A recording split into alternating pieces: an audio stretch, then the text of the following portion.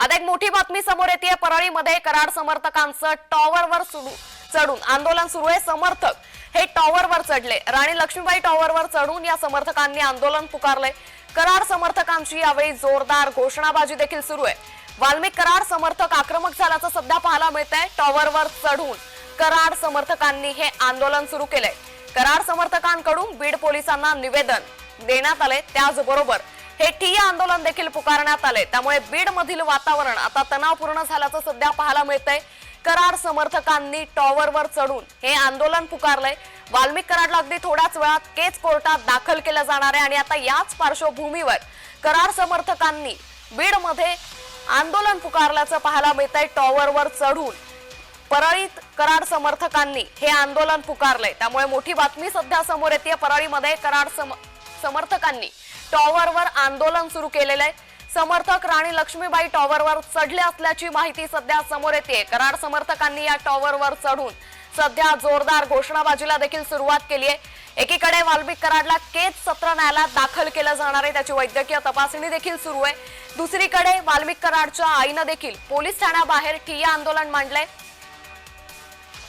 याच संदर्भात अधिक माहिती देतात आमचे प्रतिनिधी विजय चिडे। विजय, कराड समर्थकांनी हे आंदोलन पुकारलंय, काय सद्यस्थिती? नक्कीच अंकिता, जर पाहिलं तर एकीकडे वाल्मिक कराड यांना आता न्यायालयामध्ये दाखल करण्यासाठी त्यांची मेडिकल तपासणी जी आहे ती केली जात आहे। तर दुसरीकडे आता वाल्मिक कराड यांचे समर्थक जे आहे ते आता आक्रमक झाले आपल्याला पाहायला मिळत आहे। परळी शहरमध्ये जे आहे ते आता त्यांचे समर्थक आहेत त्या ठिकाणी आता ते आक्रमक झालेले आहेत। त्यांच्या आई देखील आक्रमक झाल्या होत्या। ठिय्या आंदोलन जे आहे ते त्यांनी पोलीस स्टेशनच्या बाहेर केल्याचं पाहायला मिळालं आणि आता सध्या देखील त्यांचे समर्थक जे आहे ते आक्रमक आहे। वाल्मिक कराड हे निर्दोष आहे, त्यांना जाणून राजकीय दोषापोटी आता या प्रकरणात अडकवलं जात आहे। मतादोषच्या घटनेत त्यांचा कुठलाही हात नाही अशा मागण्या आता त्या ठिकाणी त्यांचे समर्थक जे आहे ते करत आहे।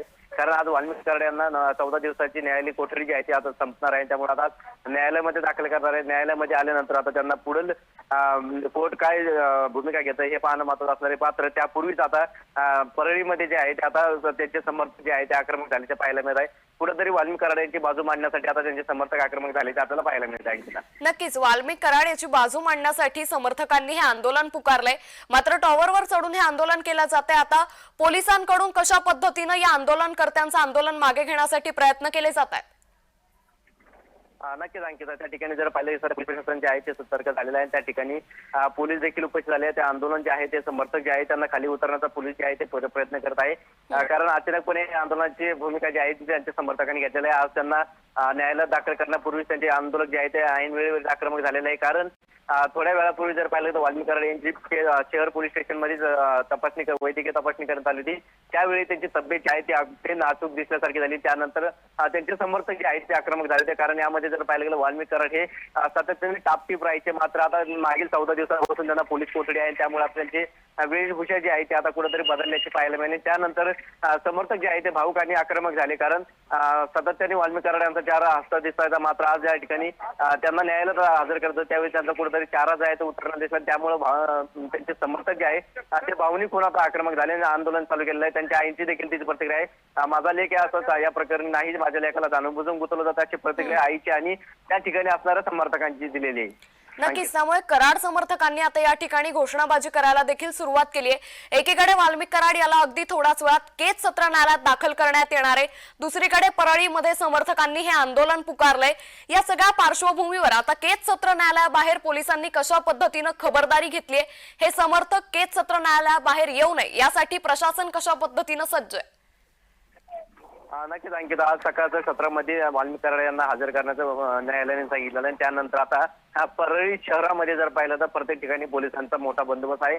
अगदी 100 मीटरपासून 100 मीटर जे आहे ते बंदी या ठिकाणी करण्यात आलेली आहे। 100 मीटरपेक्षा अधिक भागामध्ये जे आहे ते पोलिसांचा बंदोबस्त आहे।